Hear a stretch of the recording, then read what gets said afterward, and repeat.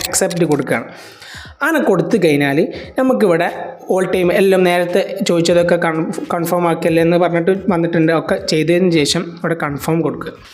ഈ കൺഫേം കൊടുത്തു കഴിഞ്ഞാൽ സ്റ്റോറേജ് കൊണ്ട് ബുദ്ധിമുട്ടുന്ന ഒരാളാണെങ്കിൽ തീർച്ചയായും ഈ വീഡിയോ കാണണം. കാരണം ഇതിൽ പറയാൻ പോകുന്നത് അൺലിമിറ്റഡ് സ്റ്റോറേജ് എങ്ങനെയാണ് നമുക്ക് ഫോണിൽ ലഭിക്കുക എന്നുള്ള ഒരു ട്രിക്കാണ് ഇന്നത്തെ വീഡിയോയിൽ പരിചയപ്പെടുന്നത്.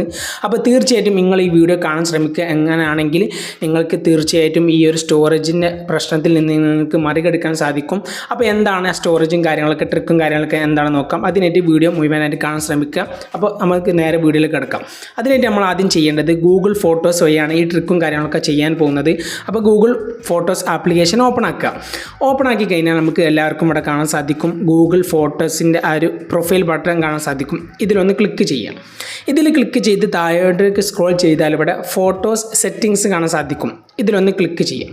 ഇതിൽ ക്ലിക്ക് ചെയ്ത് കഴിഞ്ഞാൽ നമുക്കിവിടെ കാണാൻ സാധിക്കും ഷെയർ എന്ന് പറഞ്ഞ ഓപ്ഷൻ. ഈ ഷെയറിങ് എന്നതിൽ ക്ലിക്ക് ചെയ്യാം. അതിൽ ക്ലിക്ക് ചെയ്താൽ പാർട്ട്ണർ ഷെയറിങ് പറഞ്ഞ ഫസ്റ്റത്തെ ഓപ്ഷൻ കാണാൻ സാധിക്കും. ഇതിലൊന്ന് ക്ലിക്ക് ചെയ്താൽ നമുക്ക് ഇവിടെ ഓൾ ടൈം കൊടുക്കുക, അതുപോലെ തന്നെ ഓൾ ഫോട്ടോസ് കൊടുക്കുക. എന്നിട്ട് നമ്മൾ ചെയ്യേണ്ടത് ഇവിടെ സെലക്ട് പാർട്ട്ണർ പറഞ്ഞ ഓപ്ഷൻ ഇവിടെ കാണാൻ സാധിക്കും. ഇതിലൊന്ന് ക്ലിക്ക് ചെയ്യാം. ഇതിൽ ക്ലിക്ക് ചെയ്തിട്ട് നമ്മളൊരു പുതിയൊരു ജിമെയിൽ ക്രിയേറ്റ് ചെയ്യണം. അല്ലെങ്കിൽ നിങ്ങൾക്ക് ഏതെങ്കിലും വേറെ എക്സ്ട്രാ ഉണ്ടെങ്കിൽ അതിവിടെ സെലക്ട് ചെയ്താൽ മതി. അപ്പോൾ ഞാൻ ജസ്റ്റ് ഒന്ന് പുതിയൊരു സെലക്ട് ചെയ്ത ജിമെയിൽ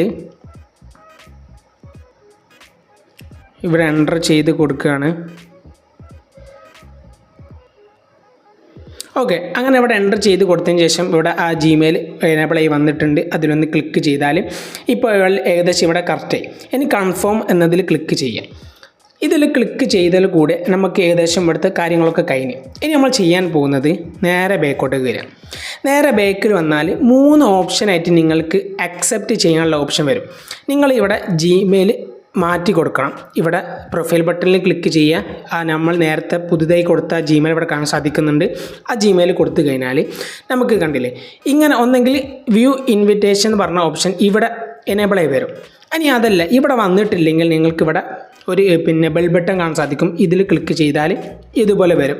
ഇനി അതല്ല അങ്ങനെ വന്നിട്ടില്ലെങ്കിൽ നിങ്ങൾക്ക് ജിമെയിൽ ഓപ്പൺ ആക്കി കഴിഞ്ഞാൽ, അതായത് ബാക്ക് വന്നാൽ നിങ്ങൾക്കിവിടെ ഈ പുതുതായി നമ്മൾ ക്രിയേറ്റ് ചെയ്ത ജിമെയിൽ ഇവിടെ സെലക്ട് ചെയ്താൽ ഇവിടെ ഗൂഗിൾ ഫോട്ടോസ് പറഞ്ഞ ഓപ്ഷൻ ഇവിടെ കാണാൻ സാധിക്കും. അതിൽ ക്ലിക്ക് ചെയ്ത് നമുക്ക് താഴേക്ക് സ്ക്രോൾ ചെയ്താൽ ഇവിടെ കാണാൻ സാധിക്കും ഇവിടെ വ്യൂ ഇൻവൈറ്റും പറഞ്ഞ ഓപ്ഷൻ.